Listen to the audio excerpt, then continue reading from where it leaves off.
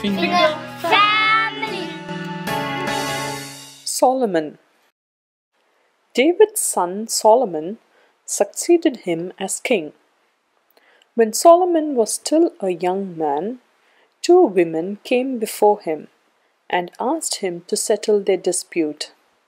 "Sire," said one, "both our babies were born in the same house on the same day.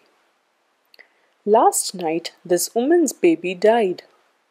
She stole my baby while I slept and says that my child died." "I did nothing of the sort," cried the other woman. "It was her baby who died." Solomon thought for a moment. "There is only one solution to this problem," he said.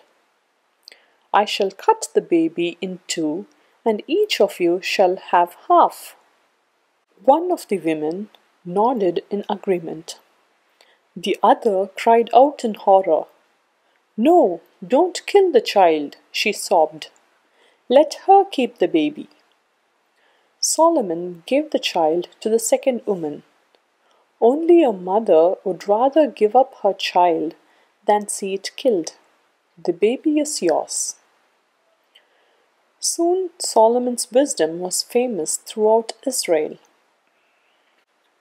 Unlike other rulers, Solomon befriended the kings of neighboring countries, and there were no wars throughout his long reign.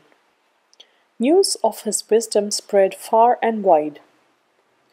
The land was so peaceful and the people so content that Solomon decided they should build a great temple to God to show him their thanks. The temple was built from limestone, and precious wood and metals were brought from afar. When the magnificent temple was completed, Solomon had the Ark of the Covenant carried inside. God told Solomon, "If you or your sons turn away from me and disobey my laws, I will destroy this temple." Solomon ruled for 40 years, and after his death the peace did not last. There were many wars, and God eventually allowed the great temple to be destroyed. This was a warning to the Israelites that they had forgotten God's commandments once more. If you like the video, subscribe to our YouTube channel by hitting the subscribe button below.